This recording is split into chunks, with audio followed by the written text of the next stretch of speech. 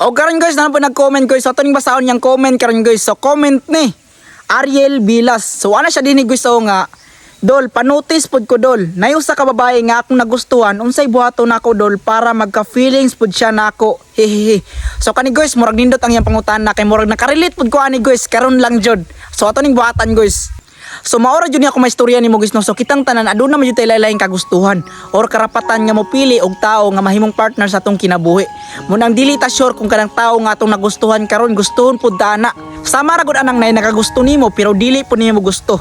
Tapos na po kayo nagustuhan pero dili pod ka gusto. Di ba unfair kayo? Maungusar jud may istorya na guys no. Buhata mga maayong mga binuhatan.